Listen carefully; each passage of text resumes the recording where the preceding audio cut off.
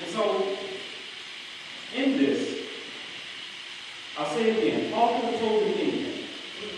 But his claim was of this God. You didn't have to ask him after he spoke who he served. Paul learned a long time ago what this idea of live God means.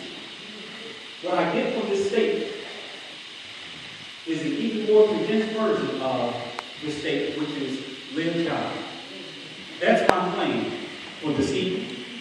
That's the title of the sermon. That's my mission for the year. This solidifies who I am and what I will be about for the remainder of 2014. I simply want to live God. Because I believe if I live God, everything else will come easy. All the things that he's wanting to see in me, they'll come easy. Because if you try to do that long list without him, you're in for some work. Try long suffering every day. Try being nice to people every day. Yes, even though people that don't like you and you don't like them, try to still be nice to them without God. You in for some work. It sounds like hard work when I speak, don't it? But that's what he's calling us to do. To even love those who don't love us. So now you're looking like God. See, if I only love the people that love me, I look like Brady. But I can't ask God to call himself a Brady. God has asked me to call myself a Christian. I can't call him a Brady. I can't ask him to do a Brady. Well, I could, but it doesn't go with it. It's all from God. But he's asking us to do these things, to begin to look like him. And I simply want to let you know that we can do this. And Jesus himself is the perfect example for us.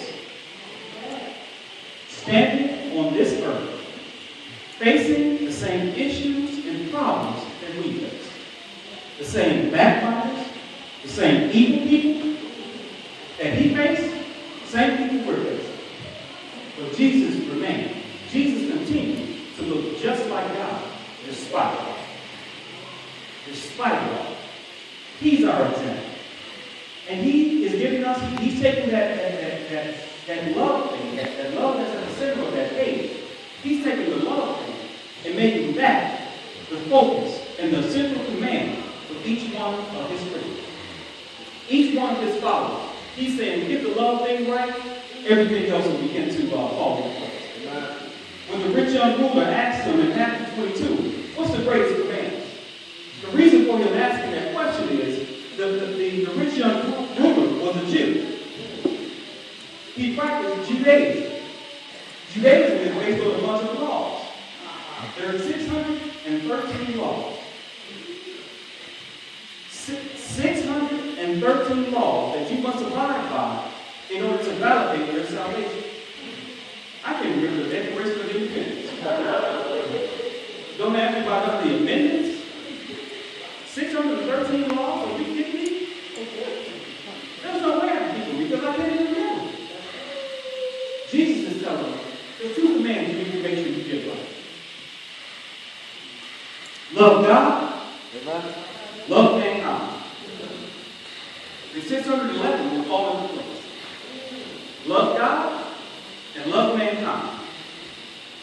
The week of his passion, the week that was leading up to his crucifixion, he gave this command again, but this time to his disciples. He told them, after he, the Savior, washed their feet, they didn't wash his feet, he washed their feet. He told them, a new command I give you, that you should love one another. Jesus could have said anything at that point. Make sure you show up at church every day. Make sure you sing in the choir. Help a little lady across the street. Hand out food, whatever.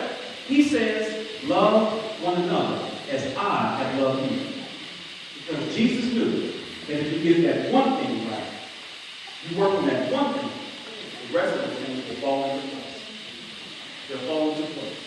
And do you know if it's a command, you don't have a choice? Listen.